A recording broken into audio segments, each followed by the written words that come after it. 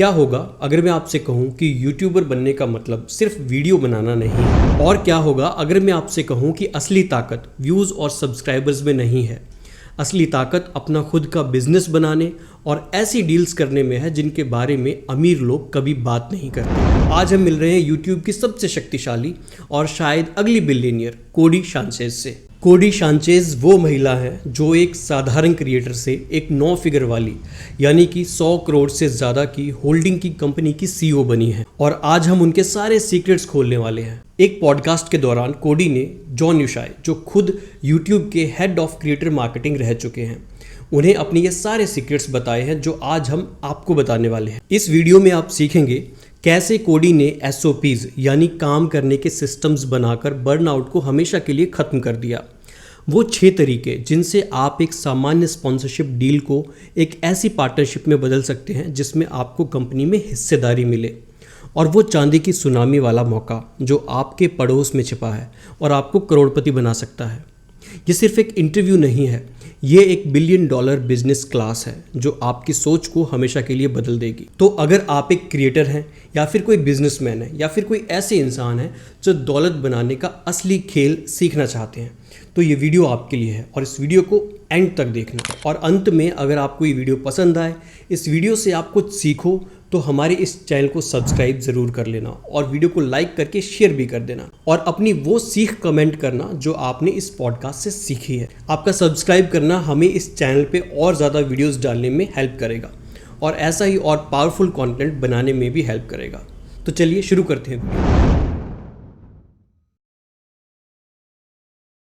असली कलाकार भूखे नहीं मरते, मुझे बस प्रेरणा ढूंढनी है और कुछ बनाना है। बकवास। ये वो कहानी है जो क्रिएटर्स खुद को सुनाते हैं, एक ऐसी कहानी जो सुनने में बहुत अच्छी लगती है लेकिन असल में ये एक झूठ है और आज हम इसी झूठ की परतें उधेड़ने वाले हैं। मैं जब भी किसी नए क्रिएटर से बात करता हूँ, सबसे बड़ा डर एक ही होता है, लोग क्या कहेंगे। और कोडी शानचेज भी इसी डर से गुजरी हैं। उन्होंने बताया कि शुरुआत में उन्हें इंटरनेट पर बात करने से बहुत डर लगता था, लेकिन एक घटना ने उनका सारा डर निकाल दिया। एक बार इंटरनेट पर एक वीडियो वायरल हो रहा था। एक आदमी फाइनेंस के बारे में कुछ बता रहा था और कमेंट्स में हजारों लोग उसका मजाक उड़ा रहे थे। ये कौन है? इसे कुछ नहीं पता, फ्रॉड है, पैसे की बात करके लोगों को लूट रहा है। हजारों कमेंट्स। लेकिन अगर आप फाइनेंस की दुनिया में होते तो आप जानते कि वो आदमी रे डालियो था, इतिहास के सबसे महान इन्वेस्टर्स में से एक मल्टी बिलियनर। और उस दिन कोडी को एक बात समझ आ गई, अगर ये उनके साथ हो सकता है तो हम सबके साथ हो सकता है। लोग आपको पसंद नहीं करेंगे और ये ठीक है। जिस दिन आप इस सच को अपना लेंगे,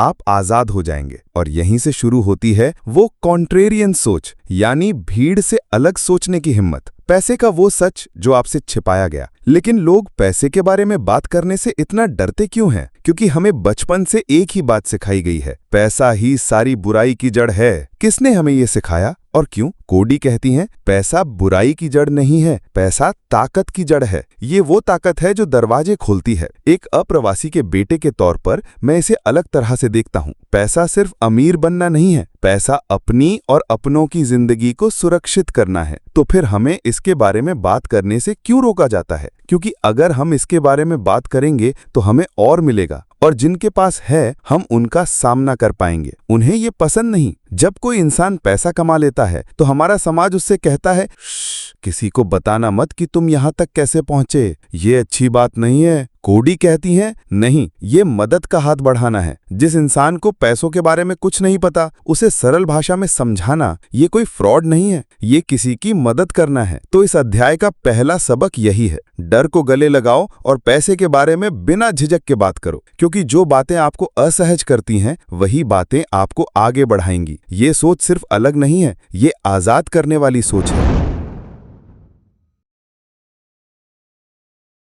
मैं थक गया हूं, अब मुझसे और नहीं होगा। क्रिएटिविटी खत्म हो गई है, बर्नआउट हो गया है। ये शब्द आज हर दूसरे क्रिएटर की जुबान पर हैं। हमें लगता है कि बर्नआउट हमारी मेहनत की एक दुखद निशानी है, एक मेडल है जो बताता है कि हमने कितनी ज्यादा मेहनत की। लेकिन कोडी सैंचेज कहती हैं, बर्नआउट मेहनत का नतीजा नहीं बल्कि बेवकूफी से काम करने का नतीजा है। यह आपकी व्यक्तिगत नाकामी नहीं है, ये आपके प्रोसेस की नाकामी है। हम सोचते हैं कि एक क्रिएटर को एक कलाकार की तरह होना चाहिए, जिसे प्रेरणा का इंतजार करना पड़ता है, जो मूड आने पर ही काम करता है। कोडी कहती हैं ये सब बकवास है। आप काम करते रहते हैं और प्रेरणा आपको काम करते हुए ढूंढ लेती है। जो लोग प्रेरणा का इंतजार करते हैं वो इंतजार ही करते रह जाते हैं। तो इस बर्नआउट नाम के राक्षस से बचने का तरीका क्या है? जवाब 3 अक्षरों में छिपा है, SOP। SOP यानी स्टैंडर्ड ऑपरेटिंग प्रोसीजर। ये सुनने में बहुत भारी भरकम और कॉर्पोरेट लगता है ना? लेकिन असल में ये बहुत आसान है। SOP का मतलब है किसी भी काम को करने का एक लिखा हुआ स्टेप बाय स्टेप तरीका। जरा एक पायलट के बारे में सोचिए। क्या वो हर बार प्लेन उड़ाने से पहले अंदाजा लगाता है कि कौन सा बटन दबाना है? नहीं, उसके पास एक चेकलिस्ट होती है, एक SOP होता है। वो उसे हर बार फॉलो करता है, चाहे उसे वो काम हजारों बार क्यों ना आता हो। कोडी का एक सीधा सा नियम है, 3 का नियम। अगर कोई काम आपको 3 बार से ज्यादा करना पड़ता है और उस काम में 3 स्टेप से ज्यादा लगते हैं तो उसका SOP बना डालो। क्यों?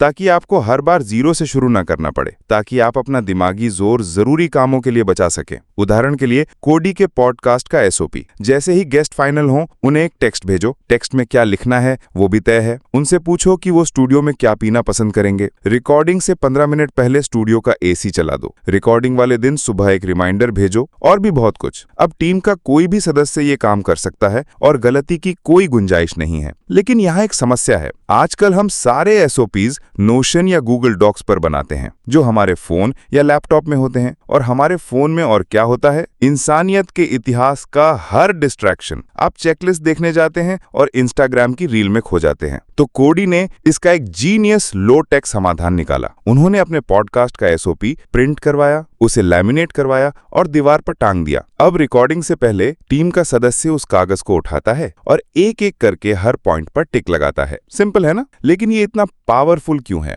क्योंकि यहाँ कोई डिस्ट्रैक्शन नहीं है। वो कागज आपके मुंह के सामने है, आप उसे अनदेखा कर ही नहीं सकते। बहुत से क्रिएटर्स को लगता है कि प्रोसेस और सिस्टम उनकी क्रिएटिविटी को मार देंगे। उन्हें लगता है कि SOPs बोरिंग होते हैं, लेकिन सच इसका उल्टा है। कोडी मजाक में कहती हैं, मेरी लव लैंग्वेज SOPs है, और वो सही है। SOPs आपको बार बार किए जाने वाले बोरिंग कामों से आजाद करते हैं, ताकि आप वो काम कर सकें जो सिर्फ आप कर सकते हैं। बड़ा सोचना, क्रिएट करना और अपने साम्राज्य को बड़ा बनाना। तो अगली बार जब आपको लगे कि आप बर्नआउट का शिकार हो रहे हैं, तो रुकिए और खुद से पूछिए, कहाँ मेरा प्रोसेस टूट रहा है? क्योंकि याद रखिए, SOPs बोरिंग नहीं, SOPs आजादी है। आप एक क्रिएटर हैं। आपने सालों लगाकर अपनी एक अलग आवाज बनाई है, एक स्टाइल, एक पहचान। लोग आपको आपके इसी अंदाज के लिए फॉलो करते हैं और फिर आपका चैनल बड़ा होता है। आप एक टीम हायर करते हैं और यहीं से आपका सबसे बड़ा डर हकीकत बनने लगता है। आपकी टीम जो ईमेल लिखती है, जो सोशल मीडिया पोस्ट बनाती है, वो आपके जैसी नहीं लगती। उसमें वो बात नहीं है, वो आत्मा नहीं है, वो एक कॉर्पोरेट रोबोट की तरह लगती है। तो सवाल ये है कि जब आप हर जगह खुद मौजूद नहीं हो सकते, तो आप अपनी आवाज को मल्टीप्लाई कैसे करें? कोडी सैंचेज इस समस्या को एक बहुत ही मजेदार नाम देती हैं, love letters to whom it may concern, यानी प्यार भरी चिट्ठियां जिसके नाम पता नहीं। सोचिए, क्या आप कभी ऐसा लव लेटर लिखेंगे? नहीं, ये पागलपन होगा। लेकिन हम अपने बिजनेस में, अपने कंटेंट में ठीक यही करते हैं। हम ऐसे लिखते हैं जैसे हम किसी इंसान से नहीं बल्कि एक भीड़ से बात कर रहे हों। उदाहरण के लिए, कोडी की टीम से आई एक ईमेल, प्रिय पाठक, हमारे इस प्रयास का हिस्सा बनने के लिए आपका बहुत बहुत धन्यवाद। हम आपके भविष्य को लेकर बहुत उत्साहित हैं। ये क्या है भाई? कोई भी इंसान असल जिंदगी में ऐसे बात नहीं करता।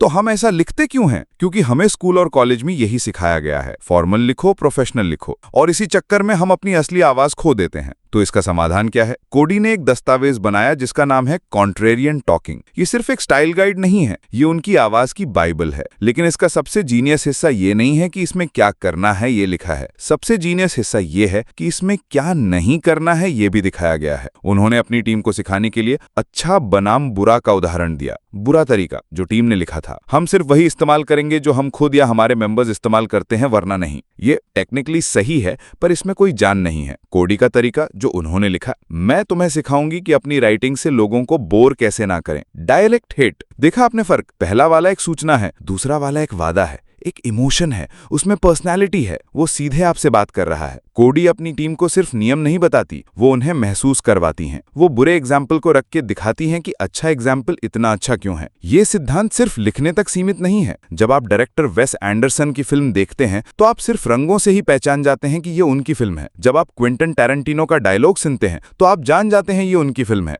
उनकी एक पहचान है, एक सिग्नेचर है जो उनके हर काम में दिखता है। आपको अपने कंटेंट के लिए ठीक यही बनाना है, एक ऐसा धागा जो आपके हर वीडियो, हर ईमेल, हर पोस्ट को एक साथ पिरोता हो। और ये धागा आपकी टीम के हाथ में देने का सबसे अच्छा तरीका है उन्हें ये दिखाना कि आप क्या हैं और आप क्या नहीं हैं। आपकी आवाज आपकी सबसे बड़ी संपत्ति है। इसे सिर्फ बचाओ मत, इसे मल्टीप्लाई करो।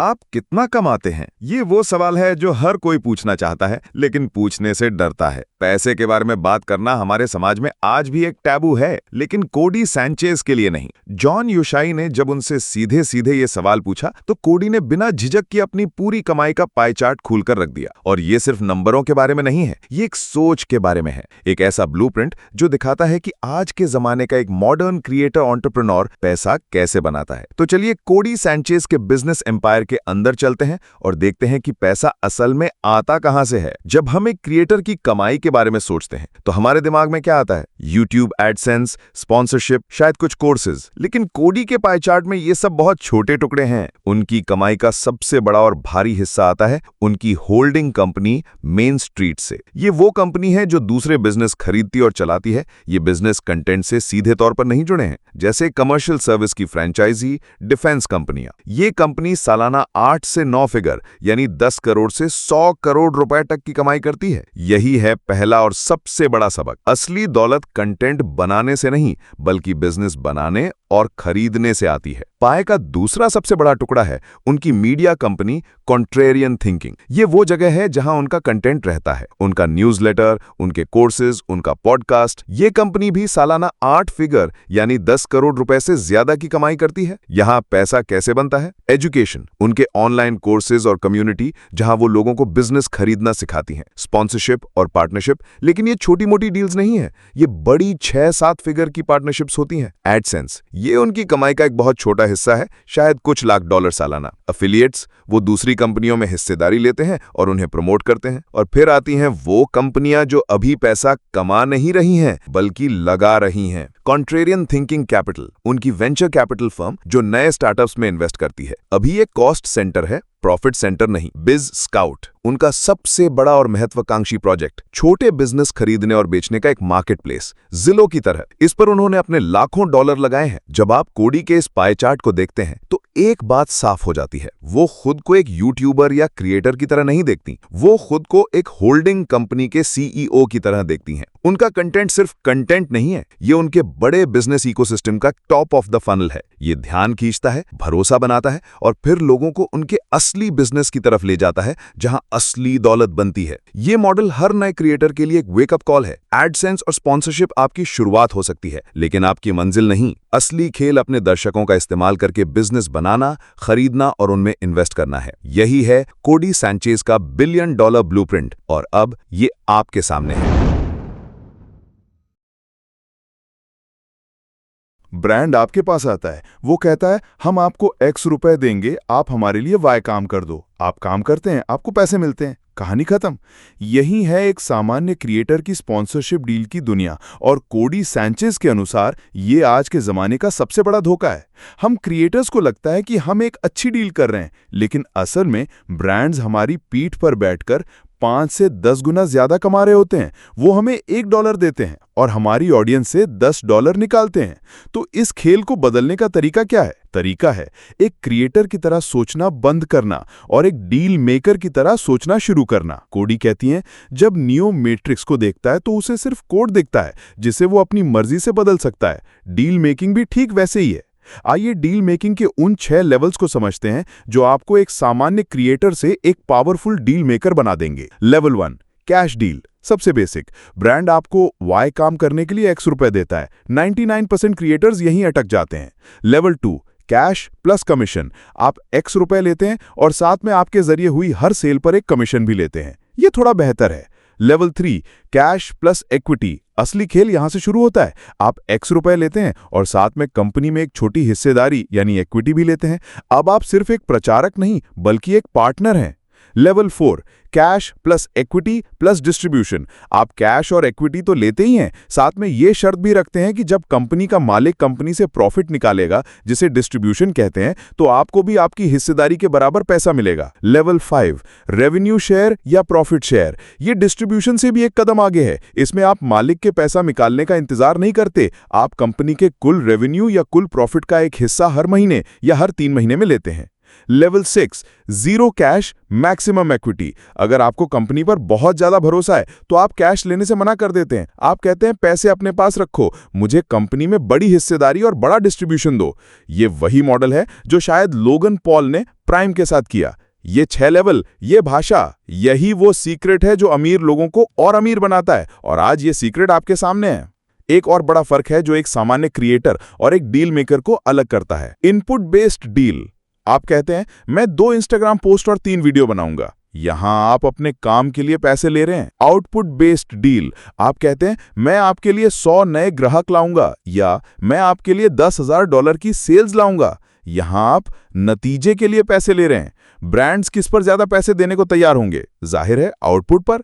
अगर आपको अपनी काबिलियत पर भरोसा है तो हमेशा आउटपुट बेस्ड डील के लिए नेगोशिएट करें। कोडी का एक बहुत ही शक्तिशाली विश्वास है, अगर तुम पैसे की भाषा यानी डील मेकिंग सीख लेते हो तो तुम कभी गरीब नहीं रहोगे, क्योंकि तब आप सिर्फ व्यूज और लाइक्स का पीछा नहीं कर रहे होंगे, आप वैल्यू क्रिएट कर रहे होंगे और उस वैल्यू का एक हिस्सा अपने लिए रख रहे होंगे। तो अगली बार जब कोई ब्रांड आपके पास आए तो सिर्फ ये मत पूछो कितना दोगे, पूछो हम इस डील को और कितनी तरह से स्ट्रक्चर कर सकते हैं। यही वो सवाल है जो आपको एक किराए के प्रचारक से एक बिजनेस पार्टनर बना देगा।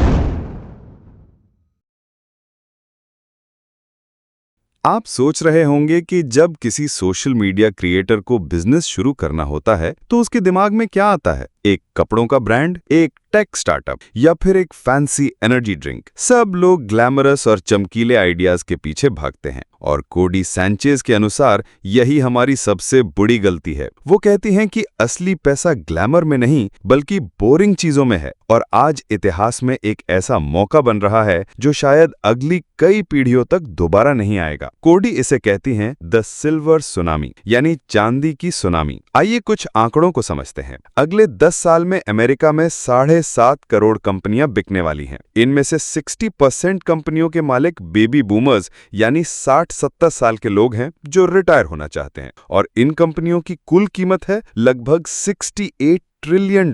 लेकिन यहाँ एक बहुत बड़ी समस्या है। इन मालिकों के बच्चे ये बिजनेस नहीं चलाना चाहते। वो टिकटॉक पर डांस करना चाहते हैं, वो यूट्यूबर बनना चाहते हैं, लेकिन वो अपने पिता की लॉन्ड्रोमैट या प्लम्बिंग कंपनी नहीं संभालना चाहते। नतीजा, लाखों की संख्या में मुनाफा कमाने वाली सालों से जमी जमाई कंपनियां हैं जिन्हें कोई खरीदने वाला नहीं है। मालिक थक चुके हैं और उन्हें बस किसी ऐसे को ये बिजनेस सौंपना है जो इसे आगे चला सके। यही है चांदी की सुनामी, एक ऐसा महासागर जिसमें बेशुमार दौलत तैर रही है और उसे उठाने वाला कोई नहीं है। अब आप सोच रहे होंगे कि एक क्रिएटर का इससे क्या लेना देना, हमारे पास तो इन कंपनियों को खरीदने के लिए पैसे ही नहीं है। और यहीं आप गलती कर रहे हैं। आपको इन बिजनेस को खरीदने के लिए अपने पैसे की जरूरत नहीं है। कोडी एक तकनीक सिखाती हैं जिसे सेलर फाइनेंसिंग कहते हैं। इसका मतलब है कि आप बिजनेस के मालिक से ही कहते हैं, आप मुझे ये बिजनेस दे दीजिए, मैं इसे चलाऊंगा और जो मुनाफा होगा उसी से मैं आपको धीरे धीरे किश्तों में पैसे चुका दूंगा। लेकिन वो बूढ़ा मालिक आप पर भरोसा क्यों करेगा? क्योंकि आपके पास एक ऐसा हथियार है जो किसी और के पास नहीं है,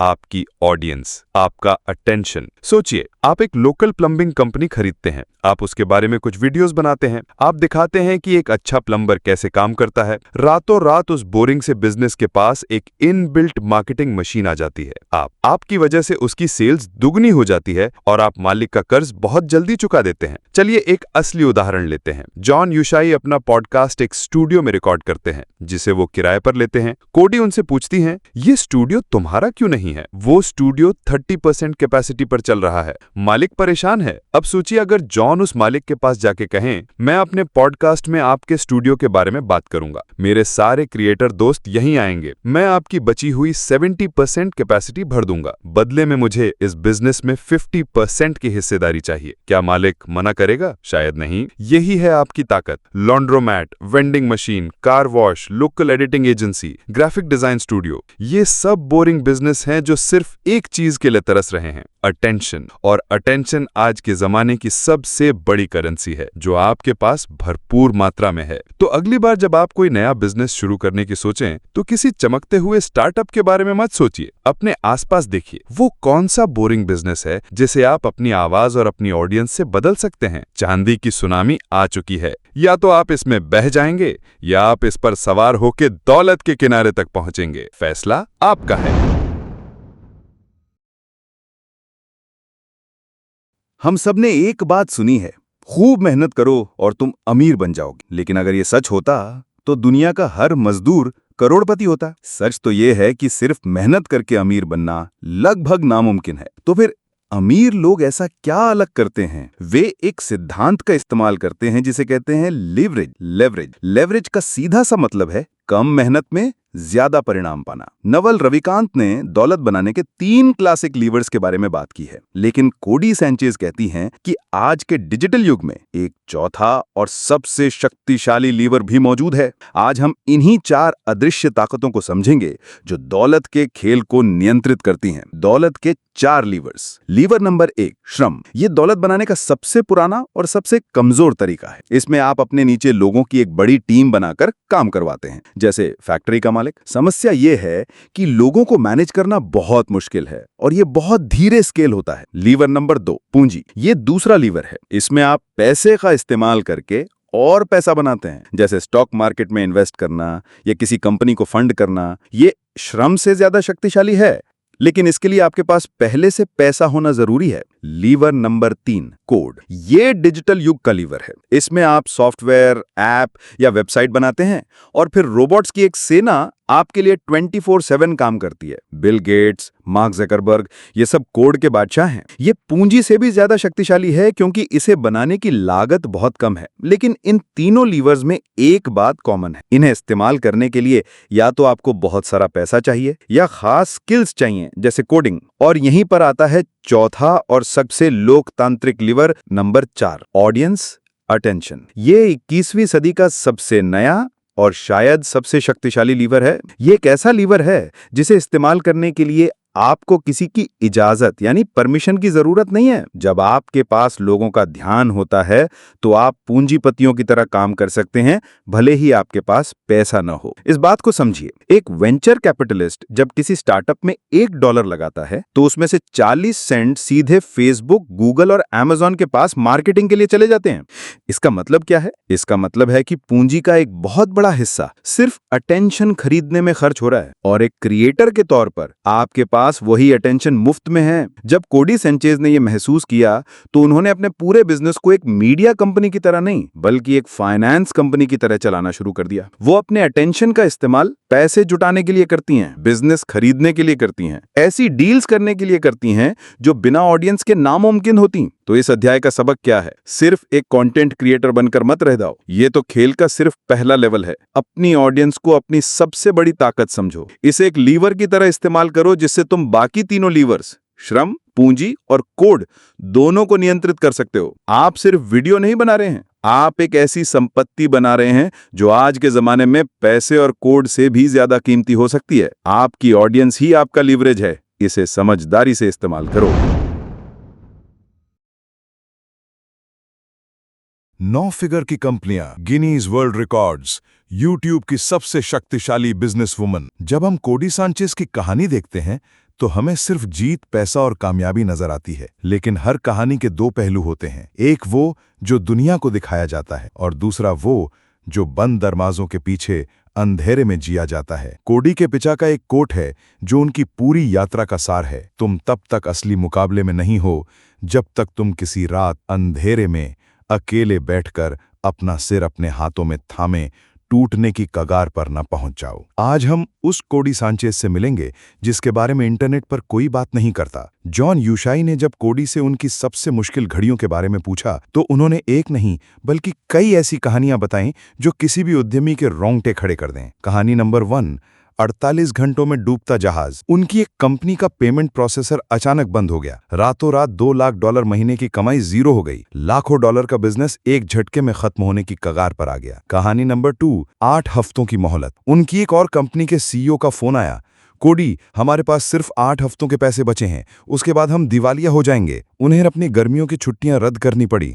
दिन रात उस कंपनी में घुसकर उसे डूबने से बचाने के लिए लड़ना पड़ा।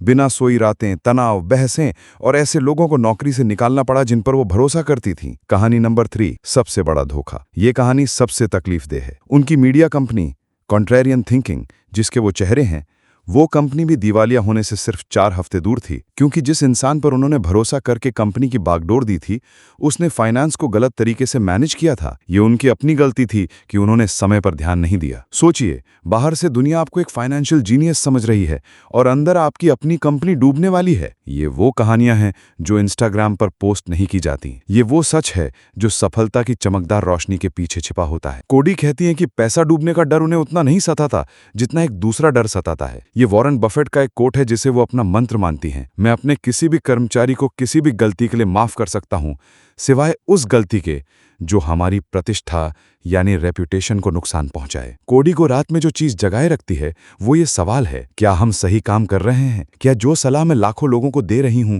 वो सच्ची और ईमानदार है? क्या लोगों का भरोसा मुझ पर बना रहेगा? क्योंकि मीडिया ने लोगों का भरोसा तोड़ा है और एक क्रिएटर के तौर पर हमारी ये जिम्मेदारी है कि हम उस भरोसे को दोबारा बनाएं। सफलता एक सीधी रेखा नहीं है, ये जीत और हार, उम्मीद और निराशा के बीच का एक संघर्ष है। कोडी सांचेज की एक कहानियां हमें डराने के लिए नहीं है, ये हमें ये याद दिलाने के लिए हैं कि जो लोग शिखर पर खड़े दिखते हैं वो भी कई बार घाटियों में गिरे हैं। असली हिम्मत गिरने में नहीं, बल्कि हर बार गिरकर सिर को हाथों से उठाकर दोबारा खड़े होने में है, क्योंकि अंधेरी रात के बिना कभी सवेरा नहीं होता।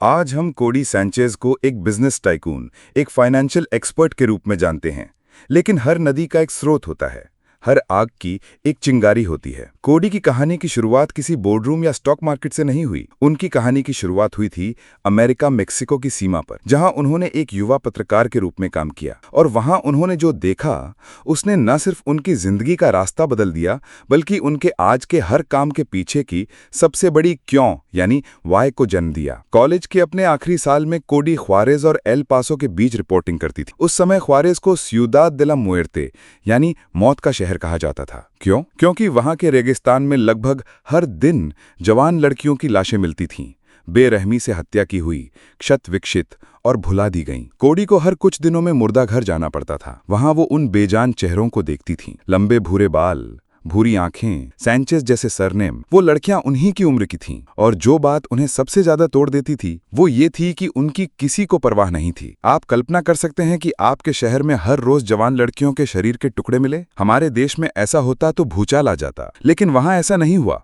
क्यों? कोडी कहती हैं, ऐसा इसलिए नहीं था कि वो मैक्सिकन थीं, ऐसा इसलिए था क्योंकि वो गरीब थीं। उनके पास कोई पैसा, कोई संसाधन, कोई ताकत नहीं थी। शहर में कागज के छोटे छोटे पोस्टरों पर उनके चेहरे लगे होते थे, सब एक जैसे दिखने वाले चेहरे जो एक अंतहीन भीड़ में खो गए थे। और उसी मुर्दा घर की खामोशी में उन बेनाम चेहरों को देखते हुए कोडी सैंचेज को एक कड़वी सच्चाई का एहसास हुआ। असली ताकत पैसा है। पैसा सिर्फ अमीर बनने के लिए नहीं है, पैसा सुरक्षा है, पैसा आवाज है, पैसा वो ताकत है जो ये सुनिश्चित करती है कि जब आप मुसीबत में हो तो कोई आपकी सुने। उन्होंने तय किया कि वो कानून की पढ़ाई नहीं करेंगी, क्योंकि कानून अक्सर पीछे चलता है, वो नेतृत्व नहीं करता, लेकिन पैसा नेतृत्व कर सकता है। और उसी दिन एक पत्रकार की मौत हुई और एक फाइनेंशियल क्रांतिकारी का जन्म हुआ। उन्होंने फैसला किया कि वो उस सिस्टम में घुसेंगी, उसे सीखेंगी और फिर उस ताकत का इस्तेमाल उन लोगों की मदद के लिए करेंगी जिनके पास कोई आवाज नहीं है। आज जब कोडी बिजनेस खरीदने या पैसा कमाने की बात करती हैं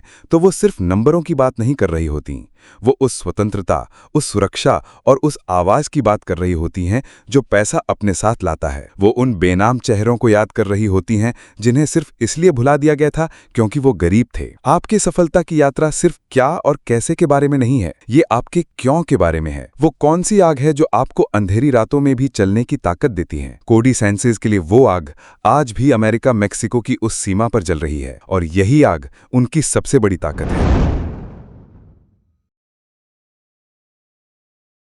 हमने कोडी सैंचेज के सफर के हर पहलू को देखा, उनकी सोच, उनके सिस्टम्स, उनकी कमाई और उनकी प्रेरणा। लेकिन ये सब किस लिए है? क्या ये सब सिर्फ एक और जीरो कमाने के लिए है? नहीं, कोडी सैंचेज सिर्फ एक बिजनेस नहीं बना रही हैं, वो एक क्रांति की नींव रख रही हैं। उनका एक मिशन है जो उनकी व्यक्तिगत सफलता से कहीं ज्यादा बड़ा है। उनका मिशन है 21वीं सदी की सबसे बड़ी मीडिया और फाइनेंस कंपनी बनाना। एक ऐसी कंपनी जो वॉल स्ट्रीट के बड़े संस्थानों को नहीं बल्कि मेन स्ट्रीट यानी आम आदमी की सेवा करती है। कोडी कहती हैं, मेरी पीढ़ी के लिए फाइनेंशियल खबरों का मतलब था ब्लूमबर्ग। वो एक ऐसी जगह थी जहां सिर्फ अमीर और शक्तिशाली लोग ही जानकारी हासिल कर पाते थे। लेकिन आज का युवा कहां जाता है? ज्यादातर फाइनेंशियल न्यूज या तो बोरिंग है या फिर शेयर बाजार में डे ट्रेडिंग करने के बारे में है, जिसे कोडी एक भयानक विचार मानती हैं। कोडी इस खाली जगह को भरना चाहती हैं। वो एक ऐसा इकोसिस्टम बना रही हैं जहां एक आम इंसान न सिर्फ पैसा कमाना सीखे बल्कि बिजनेस बनाना, खरीदना और असली दौलत बनाना भी सीखे। ये सिर्फ एक यूट्यूब चैनल नहीं है, ये एक आंदोलन है। इस पूरी बातचीत के अंत में